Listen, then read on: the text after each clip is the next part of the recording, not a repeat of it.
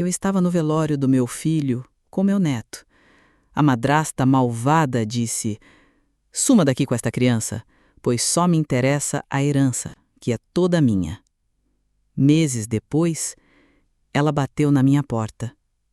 O ar parecia pesado, denso, como se o próprio céu estivesse de luto. Cada som dentro daquela capela fria ecoava de forma macabra. O choro contido de um parente distante, o rangido de um sapato no chão de mármore, o murmúrio baixo do padre. Mas, para mim, o único som que importava era o soluço abafado do meu neto, Márcio, que segurava minha mão com uma força que desmentia seus 14 anos. Seu rosto jovem estava contorcido pela dor, uma dor que espelhava a minha. Estávamos ali, parados diante do caixão fechado que guardava os restos do meu amado filho, Rodolfo, o meu único filho. Um pedaço da minha alma havia sido arrancado de mim de forma tão abrupta, tão violenta, que eu ainda não conseguia acreditar. O acidente de carro tinha sido classificado como estranho pelos policiais. Rodolfo era um motorista prudente, quase medroso. Nunca corria, nunca bebia antes de dirigir e, de repente, seu carro sai da pista em uma reta e se choca contra uma árvore. Algo dentro de mim se recusava a aceitar essa versão. Algo me dizia que havia mais naquela história, uma peça que não se encaixava. Em meio à minha névoa de dor, vi Florinda se aproximar, a segunda esposa do meu filho, alta, magra, com um vestido preto caro que parecia mais uma fantasia de luto do que uma expressão de dor. Seus olhos secos e frios como duas pedras de gelo não derramaram uma única lágrima. Desde que ela entrou na vida de Rodolfo, eu senti uma frieza nela, um interesse que ia muito além do amor. Meu filho, cego pela paixão, não via. Dizia que eu estava com ciúmes, que eu era uma mãe superprotetora. Talvez eu fosse, mas meu instinto raramente falhava. Eu apertei a mão de Márcio, tentando lhe passar alguma força, e me virei para ela.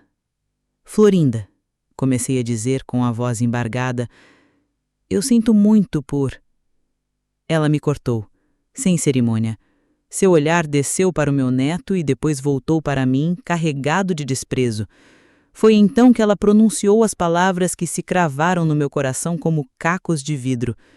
"Suma daqui com esta criança", disse ela com a voz baixa, mas afiada como uma navalha. "O espetáculo da família feliz acabou. Agora só me interessa a herança, que é toda minha." Fiquei paralisada. O mundo ao meu redor pareceu desaparecer. Senti o sangue fugir do meu rosto. Ali, a menos de 2 metros do corpo do homem que ela dizia amar, sua única preocupação era o dinheiro. A máscara havia caído, revelando um monstro que eu sempre soube que se escondia por trás do sorriso falso e dos elogios vazios. "O que você disse?" Gaguejei, incrédula. "Você ouviu bem, sua velha intrometida." Ela cuspiu, o veneno escorrendo de cada sílaba. "Rodolfo se foi, agora tudo é meu. Eu não tenho obrigação nenhuma de aturar o filho da outra e muito menos a mãe dele. Peguem suas coisas e desapareçam da minha casa e da minha vida." A humilhação me atingiu com a força de um soco. Algumas pessoas próximas se viraram, chocadas com o que ouviam. O rosto de Márcio, que já estava pálido de tristeza, agora estava vermelho de raiva e vergonha. Ele abriu a boca para responder, para defender a memória do pai e a honra da avó, mas eu o impedi. Puxei sua mão com firmeza. "Vamos, meu filho", eu disse, minha voz tremendo, mas com uma faísca de dignidade. "Não vamos nos rebaixar ao nível dela. Seu pai não gostaria disso." Não olhei para trás. Não me permitir dar a ela a satisfação de ver minhas lágrimas que agora ameaçavam transbordar. De mãos dadas com meu neto, caminhei para fora daquela capela, deixando para trás o corpo do meu filho e a mulher que dançava sobre o seu túmulo. O caminho para minha casa foi silencioso. Márcio olhava pela janela do carro, o maxilar travado. Eu sabia que ele estava revivendo a cena, a crueldade da madrasta ecoando em sua mente. Eu também. Como alguém podia ser tão vil, tão desumana? Quando chegamos à minha pequena e modesta casa, o lugar que Rodolfo amava visitar, a ficha começou a cair. Eu, Paulina, com 65 anos, viúva e agora órfã do meu próprio filho, era a única família que restava para aquele menino. Meu filho, em uma de nossas últimas conversas, havia me feito prometer. Mãe, ele disse, com uma seriedade incomum, se algo me acontecer, prometa que vai cuidar do Márcio. Prometa que não vai deixar a Florinda colocar as mãos nele. Ele é tudo para mim. Na época eu desconversei, disse para ele parar de falar bobagens. Agora, suas palavras soavam como uma premonição, um aviso desesperado. Naquela noite, enquanto Márcio dormia no antigo quarto de Rodolfo, exausto pela dor e pelo choque, eu me sentei na cozinha. O silêncio da casa era ensurdecedor. Olhei para as minhas mãos trêmulas e senti uma onda de raiva me invadir. Uma raiva fria e determinada que secou minhas lágrimas. Florinda queria a herança? Queria apagar a memória do meu filho e descartar seu bem mais precioso, seu próprio filho, como se fosse lixo? Ela havia me humilhado, me expulsado, desrespeitado a dor de um menino. Ela achara que tinha vencido. Mal sabia ela que a guerra estava apenas começando. Eu não me ia deixar barato. Pelo meu filho, pelo meu neto, eu lutaria com todas as forças que me restavam. A dor da perda era imensa, mas a sede de justiça era ainda maior. Os dias que se seguiram ao funeral foram um borrão de tristeza e burocracia. Levar Márcio para morar comigo foi a decisão mais natural do mundo. Era a promessa que eu havia feito ao meu filho. Minha casa, antes tão silenciosa, agora tinha os sons de um adolescente. O barulho de um videogame vindo do quarto, a música que eu não entendia, o som dos seus passos pesados no corredor. Eram sons de vida. E embora meu coração estivesse esmagado, a presença dele era um bálsamo. Cuidar de Márcio me deu um propósito, uma razão para levantar da cama todas as manhãs. Nós dois éramos como dois náufragos agarrados ao mesmo pedaço de madeira no meio de uma tempestade. Às vezes, conversávamos sobre Rodolfo, rindo de alguma lembrança engraçada. Outras vezes, o silêncio dizia tudo. Eu o encontrava olhando para o nada, com os olhos cheios de uma saudade que era madura demais para sua idade, e eu apenas me sentava ao seu lado, colocando a mão no seu ombro. Não precisávamos de palavras. A dor nos conectava. Uma semana após o enterro, recebi a ligação. Era do Dr. Almeida, o advogado de confiança de Rodolfo. A leitura do testamento estava marcada para a sexta-feira seguinte. Meu estômago se revirou. Eu sabia que teria que encarar Florinda novamente. Passei os dias seguintes ansiosa, tentando preparar meu espírito para a batalha que se aproximava. Márcio também estava tenso. "Vovó, eu não quero ver aquela mulher nunca mais", ele me disse uma noite. "Eu sei, meu querido. Eu também não queria", respondi, afagando seus cabelos. "Mas precisamos ser fortes. É o que o seu pai iria querer. Vamos ouvir o que o Dr. Almeida tem a dizer e depois vamos para casa. Vai ser rápido." Na sexta-feira, chegamos ao escritório do Dr. Almeida. Era um lugar sóbrio com estantes de livros que iam do chão ao teto e cheiro de papel antigo. O Dr. Almeida, um senhor de cabelos brancos e olhar gentil, nos cumprimentou com um aperto de mão caloroso e nos ofereceu café. Tentamos relaxar, mas a tensão era palpável. Exatamente na hora marcada, a porta se abriu. E Florinda entrou. Ela usava um tailleur branco, uma escolha ousada e, na minha opinião, desrespeitosa. Parecia que ela estava indo para uma festa, não para a leitura do testamento do seu falecido marido. Ela nos lançou um olhar de superioridade, com um sorrisinho no canto dos lábios, e se sentou na cadeira mais distante possível, como se temesse ser contaminada pela nossa presença. O Dr. Almeida pigarreou, ajeitou os óculos e pegou um envelope selado sobre a mesa. "Bom, estamos todos aqui", começou ele com uma voz formal. "Vamos proceder à leitura do último testamento do Sr. Rodolfo Antunes.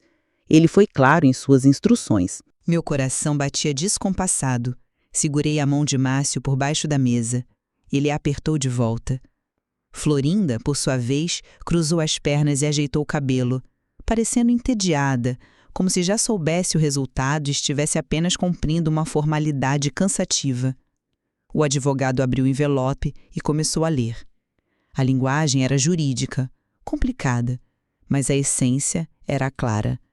Rodolfo, meu filho, havia se casado com Florinda em regime de comunhão parcial de bens. Isso significava que tudo que ele adquiriu durante o casamento seria dividido entre eles. Portanto, continuou o Dr. Almeida, de acordo com a lei e com os desejos expressos aqui, metade de todos os bens do Sr. Rodolfo pertencem por direito à sua viúva, a Sra. Florinda de Alcântara. O sorriso de Florinda se alargou. Ela me olhou, um brilho de triunfo em seus olhos. Senti uma pontada de náusea. Metade. Metade de tudo pelo que meu filho trabalhou iria para as mãos daquela mulher gananciosa. Mas o advogado ainda não havia terminado. Ele fez uma pausa, olhou para mim e para Márcio com uma expressão mais suave e continuou. A outra metade dos bens, disse ele enfatizando cada palavra, incluindo a totalidade das ações da empresa que ele herdou de seu pai, a casa principal e os investimentos anteriores ao casamento, ficará para seu único filho, Márcio Antunes. Um alívio percorreu meu corpo. Márcio estava amparado. Rodolfo não o havia desamparado. Contudo, acrescentou o Dr. Almeida, e essa foi a parte que fez Florinda se endireitar na cadeira, dada a menoridade de Márcio, o Sr. Rodolfo nomeou uma administradora legal para todos os bens do filho até que ele complete 21 anos. Essa pessoa terá controle total sobre os investimentos, propriedades e finanças, sendo responsável por garantir o bem-estar e o futuro do jovem. Ele fez outra pausa, olhando diretamente para mim. E essa pessoa é a senhora, Dona Paulina. O silêncio que se seguiu foi pesado. O sorriso de Florinda desapareceu, substituído por uma carranca de puro ódio. Seus olhos fuzilavam a mim. A ideia de que eu, a velha intrometida, teria controle sobre a metade da fortuna que ela já considerava sua era mais do que ela podia suportar. Isso é um absurdo, ela sibilou, levantando-se. Eu sou a viúva. Eu deveria administrar tudo. Essa mulher vai roubar todo o dinheiro do menino. Dr. Almeida permaneceu calmo. Senhora, a decisão do seu falecido marido foi muito clara e está legalmente registrada. Qualquer outra discussão é inútil. A vontade dele será cumprida. Florinda bufou, mas se sentou visivelmente contrariada. Eu, por outro lado, senti uma onda de força. Rodolfo confiava em mim.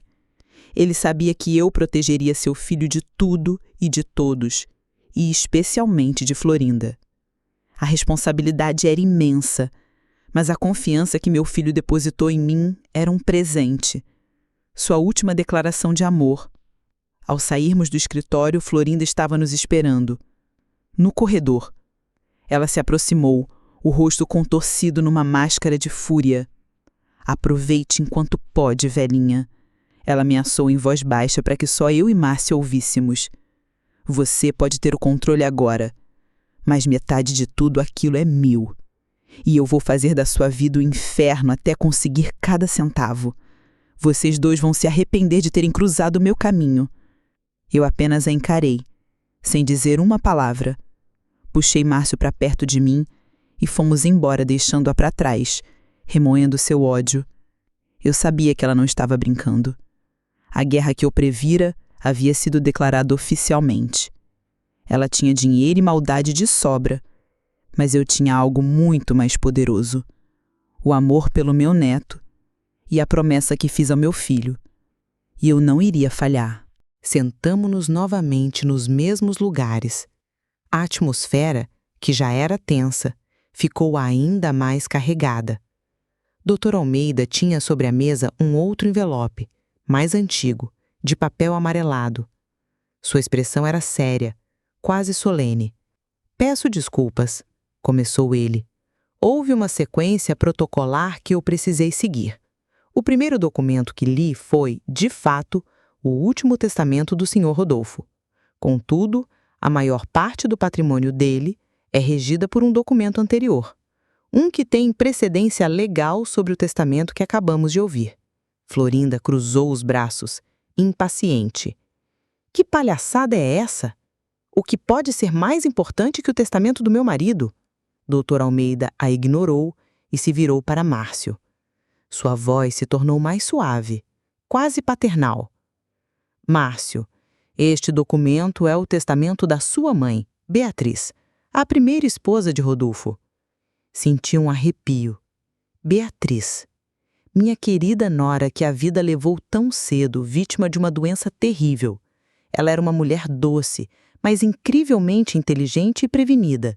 Era ela quem vinha de uma família muito rica, não nós. Rodolfo era apenas um bom arquiteto, mas foi o patrimônio de Beatriz que lhes deu uma vida de conforto e luxo. Eu havia me esquecido desse detalhe em meio a tanta dor. Quando Beatriz faleceu, continuou o advogado, abrindo o velho envelope, ela deixou tudo para o seu marido, Rodolfo. A mansão, os carros de luxo, as ações, os investimentos poupudos, tudo. Contudo, ela incluiu uma cláusula muito específica conhecida no direito como fideicomisso. Fidei o quê? Zombou Florinda. Fale a minha língua, doutor. Dr. Almeida a olhou por cima dos óculos. Vou simplificar, senhora. A cláusula determinava que Rodolfo poderia usar e usufruir de todos os bens como se fossem seus durante toda a sua vida. Porém, ele era apenas um guardião da fortuna. Ele não poderia vender os imóveis principais ou as ações mais importantes sem uma justificativa muito séria. E o mais importante, no momento da morte dele, a totalidade dessa herança passaria automaticamente e integralmente para o único filho do casal, Márcio Antunes. O silêncio na sala era tão profundo que eu podia ouvir a minha própria respiração. Eu olhei para Márcio, que parecia tão chocado quanto eu. Depois, olhei para Florinda. O rosto dela passou por uma transformação impressionante. Primeiro, a confusão. Depois, um laivo de negação, seguido de um pânico crescente que arregalou seus olhos. "Peraí", disse ela, a voz um pouco trêmula. "Que se está dizendo que todo o dinheiro, a casa, era da outra?" "Exatamente", confirmou o Dr. Almeida, com uma calma imperturbável. "A fortuna nunca foi legalmente de Rodolfo. Ele apenas a administrou. Portanto, ele não poderia deixá-la em testamento para ninguém, pois não lhe pertencia. A lei da comunhão parcial de bens, que daria à senhora metade do patrimônio, só se aplica aos bens que Rodolfo adquiriu pessoalmente durante o casamento de vocês." "E o que ele adquiriu?" perguntou Florinda, a voz já subindo uma octava, beirando a histeria. "Nós compramos quadros, fizemos viagens." Dr. Almeida pegou uma outra folha, a lista de bens pessoais de Rodolfo. Era uma lista curta, muito curta. Ele examinou por um momento. "Bem, durante os 2 anos de casamento com a senhora, o Sr. Rodolfo não fez nenhuma aquisição significativa de patrimônio. Ele usou os rendimentos da herança de Beatriz para manter o padrão de vida. Legalmente, esses rendimentos também pertencem ao fideicomisso. Portanto, os bens que ele pode de fato legar, os bens que são dele e de mais ninguém." O advogado fez uma pausa dramática. Ele olhou para os papéis e depois para Florinda. Ele as olhou por cima dos óculos. A única coisa que o Sr. Rodolfo possuía em seu nome, livre e desembaraçada de qualquer cláusula, e que foi adquirida antes mesmo de conhecer a primeira esposa, é um carro, um Opala, ano 1978, que está parado na garagem da casa há uns 10 anos. Ele olhou para Florinda. "E como o testamento dele deixa metade dos seus bens pessoais para a senhora, parabéns! A senhora herdou o carro." Por um instante, ninguém se moveu. A informação pairou no ar, absurda e maravilhosa. Florinda ficou olhando para o advogado, a boca entreaberta como se ele tivesse começado a falar em outra língua. O Opala? Eu me lembrava daquele carro. Era uma lata velha que meu filho guardava por puro sentimentalismo, porque tinha sido do pai dele. As rodas estavam murchas, o motor não ligava há anos e havia um ninho de passarinho dentro do porta-luvas. E então, a realidade a atingiu. Toda a fortuna que ela cobiçava, o motivo pelo qual ela provavelmente se casou com meu filho, o prêmio pelo qual ela me humilhou no funeral, tudo isso escorreu por entre seus dedos. Não havia metade de nada. Não havia mansão, não havia ações, não havia dinheiro. Apenas um carro velho e quebrado. Não! Ela gritou. Um som gutural, animalesco. Ela se levantou tão rápido que sua cadeira caiu para trás com um estrondo. Isso é mentira! É uma armação dessa velha! Eu sou a viúva, eu tenho direitos. Os seus direitos, senhora, disse o Dr. Almeida com uma firmeza de aço, são a um automóvel antigo. Se quiser, posso providenciar a transferência dos documentos para o seu nome amanhã mesmo. Quanto ao resto, tudo, absolutamente tudo, pertence agora ao jovem Márcio e será administrado por sua avó, Dona Paulina, conforme a lei. A máscara de civilidade de Florinda se desintegrou completamente, revelando uma fúria pura e descontrolada. O rosto dela ficou vermelho, os olhos injetados. Ela estava apontando o dedo para mim, para o advogado, para o céu. Ela estava enlouquecida. E eu, sentada ali, segurando a mão do meu neto, senti uma onda de calma e uma satisfação tão intensa que era quase divina. Era a justiça, lenta, silenciosa, mas implacável. Beatriz, de onde quer que estivesse, estava cuidando do seu filho. E meu Rodolfo, ao me nomear administradora, garantiu que a última peça do quebra-cabeça se encaixasse perfeitamente. A vingança não precisaria vir de mim. O universo, com sua ironia cruel, já estava servindo em uma bandeja. O grito de Florinda ecoou pela sala forrada de livros, um som agudo de pura frustração. Eu não aceito isso.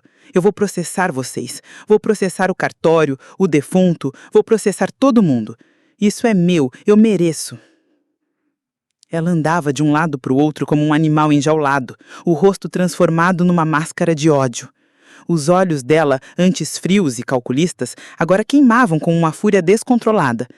Ela gesticulava, apontava, sua voz se quebrando em acusações desconexas. Era um espetáculo patético e, ao mesmo tempo, terrivelmente revelador. Toda a sua vida, todos os seus planos, construídos sobre a areia movediça da ganância, haviam desmoronado em questão de minutos. Dr. Almeida permaneceu sentado, impassível. Senhora Florinda, sugiro que se acalme. Gritar não vai alterar os fatos nem os documentos legais. A senhora pode procurar outro advogado se desejar, mas garanto que qualquer profissional competente lhe dirá o mesmo. O caso está encerrado. Márcio, ao meu lado, estava encolhido. A explosão dela o assustou. Eu coloquei meu braço ao redor dos seus ombros, puxando-o para perto. Olhei nos olhos dele e vi um lampejo de medo, mas também de compreensão. Ele estava vendo, pela primeira vez, a verdadeira natureza da mulher com quem seu pai havia se casado. Nesse momento, uma calma gelada tomou conta de mim. A dor da perda do meu filho ainda estava lá, uma ferida aberta no meu peito, mas a raiva e o medo que Florinda me inspiravam haviam desaparecido. No lugar deles, havia apenas uma espécie de pena e uma certeza inabalável de que a justiça estava sendo feita. Eu não precisava gritar, eu não precisava ofender. O silêncio e a dignidade seriam minha resposta. Levantei-me devagar. Meu corpo de 65 anos parecia mais leve. Ajudei Márcio a se levantar também e ficamos ali, de pé, encarando a mulher que se desfazia em sua própria avareza. Nós já vamos, Dr. Almeida, disse eu com a voz firme. O senhor nos informará sobre os próximos passos, por favor. Claro, Dona Paulina. Ligarei para a senhora amanhã. Ele respondeu com um aceno de cabeça respeitoso. Quando nos viramos para a porta, Florinda se postou em nossa frente, bloqueando o caminho. O rosto dela estava a centímetros do meu. O cheiro de seu perfume caro era enjoativo. "Você não vai sair daqui assim!" Ela sibilou, a voz rouca de tanto gritar. "Você acha que venceu, não é, sua velha bruxa? Você e esse moleque, vocês roubaram o que era meu!" Eu a encarei diretamente nos olhos. Não desviei o olhar. Não demonstrei medo. Apenas a olhei com a serenidade de quem sabe que está do lado certo da história. "Ninguém roubou nada de você, Florinda", eu disse, com a voz calma e clara, "porque nada disso jamais foi seu. Você se casou com um homem bom, que te deu carinho, e em troca você só pensou no dinheiro dele. No dinheiro que nem era dele, na verdade. Você foi desmascarada, só isso." Ela abriu a boca para responder, para cuspir mais veneno, mas as palavras não saíram. Talvez a verdade dita de forma tão simples a tenha desarmado. Eu me inclinei um pouco, como se fosse contar um segredo, e minha voz saiu num sussurro que só ela pôde ouvir. "No dia do velório, você me expulsou e me humilhou na frente de todos. Você disse que só a herança lhe interessava. Pois bem, agora você tem a sua herança, um carro velho, quebrado. É exatamente o que você merece." Dei um passo para o lado, contornando-a. Márcio me seguiu, e juntos caminhamos para a porta. Com a mão na maçaneta, eu parei e olhei para ela por sobre o ombro uma última vez. Ela ainda estava lá, paralisada, o rosto pálido de choque e fúria. E então eu dei o golpe final. "Ah, Florinda", eu disse com um tom de falsa preocupação, "só um conselho. Quando for buscar o seu carro, dirija com cuidado. Ele está um pouco velho, sabe? Os freios podem não funcionar muito bem." Um pequeno sorriso se formou em meus lábios. Não era um sorriso de felicidade, mas de justiça. A imagem dela tentando dar a partida naquele monte de ferrugem era a vingança perfeita. Uma vingança que não precisei planejar. A vida se encarregou de tudo. Saímos do escritório e assim que a porta se fechou atrás de nós, abafando o som de um novo grito que começava, eu e Márcio nos olhamos. E então, pela primeira vez em muitos dias, nós sorrimos. Um sorriso de verdade, um sorriso de alívio, de liberdade. Era como se um peso gigantesco tivesse sido arrancado dos nossos ombros. No caminho para casa, Márcio segurou minha mão. "A mamãe era esperta, né, vó?" ele disse, com a voz embargada de emoção.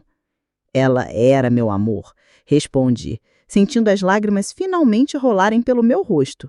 Mas não eram lágrimas de tristeza, eram de gratidão.